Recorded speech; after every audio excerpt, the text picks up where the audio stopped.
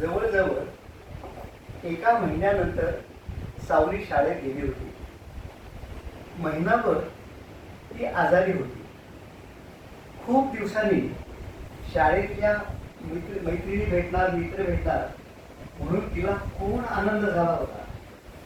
महिनाभर शाळेचा अभ्यास बुडाला होता. तो मैत्रिणींच्या मदतीनं तिला भरून काढायचा होता. शिवाय वर्गातली सगळी मुलं सहलीला जाऊन आली होती. त्या सहलीची तिला माहिती घ्यायची होती. ती शाळेमध्ये गेली. त्या दिवशी 3 तास झाल्यानंतर मधली सुट्टी झाली.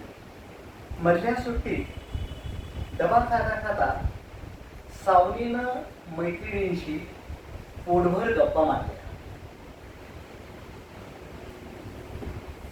वर्गाची सहल शिवनेरी किल्ल्यावर गेली होती. सहलीची सगळी माहिती तिला कनकानं सांगितली. कनका ही तिची मैत्रीण, जेव्हा भावाची मैत्रीण. कनका आणि सावली जवळ राहायच्या. त्यामुळे त्या शाळेत बरोबरच यायच्या. शाळेच्या जवळच त्यांचं घर होतं. चालत चालतच यायच्या, बरोबरच यायच्या आणि बरोबरच घरी जायच्या. सहलीची सगळी माहिती तिला कनकानं सांगितली.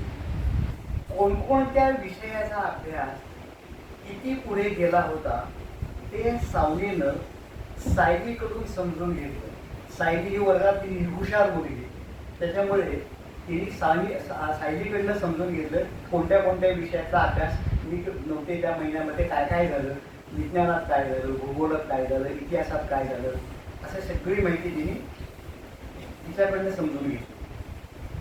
सुट्टी संपली. मग सुट्टीनंतर सावलीचा आवडता चित्रकलेचा तास होता. लक्षात घ्या, चित्रकला, गायन, हस्तकला अशा काही गोष्टी किंवा असे काही विषय आपल्याला शाळेमध्ये शिकवतात. शाळेच्या अभ्यासाव्यतिरिक्त हे विषय आपल्याला कशाला शिकवतात असं मनात आणू नका. हेही विषय इतकेच महत्त्वाचे. शाळेमध्ये स्नेहसंमेलन होतं.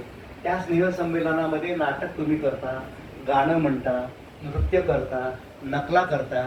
हेही तुमच्या आयुष्यात खूप महत्त्वाच्या गोष्टी आहेत. तर सावनीची चित्रकला खूप चांगली होती. तुमच्यासुद्धा ह्या सगळ्या शाळेमध्ये काही मुलं असतील की त्यांचं ड्रॉइंग खूप चांगलं असतं. त्यांना बघा विज्ञानामध्ये किंवा भूगोलामध्ये आकृत्या खूप छान काढता येतात. बाकीच्यांना थोडा प्रयत्न करावा लागतो. त्यांनी गणपतीचे चित्र काढलं तर ते मारुतीसारखं येतं. पण ज्यांचं ड्रॉइंग चांगलं असतं त्यांना आकृत्या खूप चांगल्या काढता येतात. तसं सावलीचं चित्रकला चांगली होती. सुट्टीनंतर सावलीचा आवडता चित्रकलेचा तास होता. चित्रकलेच्या बाईंनी फळांच्या करंडीचं चित्र काढायला सांगितलं. अशी करंडी अशी उघडी, त्याच्यामध्ये ते फळं ठेवलेली आहे. सफरचंद, डाळिंब, सीताफळ अशी सगळी फळं ठेवलेली आहे.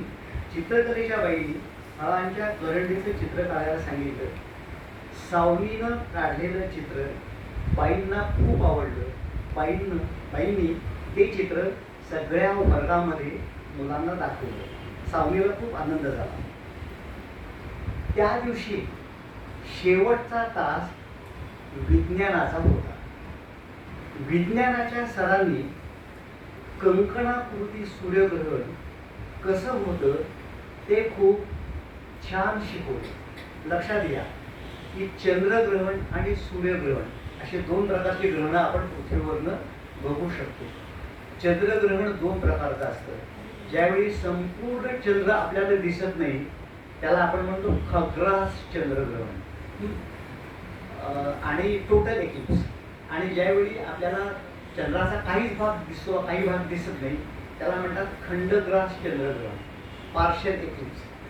सूर्याचीही म्हटलं सूर्याला 3 प्रकारचे ग्रहण होतात.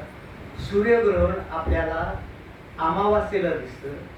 चंद्रग्रहण आपल्याला पौर्णिमेला दिसतं. कारण पौर्णिमेला चंद्र, सूर्य आणि पृथ्वी हे 3 एका ओळीमध्ये येतात. आणि कंकणाकृती सूर्यग्रहण हे अतिशय रेअर, फार 10 वर्षांनी, 15 वर्षांनी, 70 वर्षांनी असं होतं. तर कंकणाकृती सूर्यग्रहण कसं होतं, का होतं, हे सरांनी अतिशय छान समजावून सांगितलं. आणि मग तास आता तो शेवटचा तास होता, शाळा सुटायला होती. तास संपता संपता विज्ञानाच्या सरांनी असं सांगितलं की गेल्या महिन्यात जो भाग शिकवून झाला, गेल्या महिन्यात जो भाग शिकवून झाला त्याच्यावरती आजपासून मी रोज एक प्रश्न गृहपाठासाठी देत जाईल. तुम्हाला सुद्धा तुमचे शिक्षक गृहपाठासाठी काही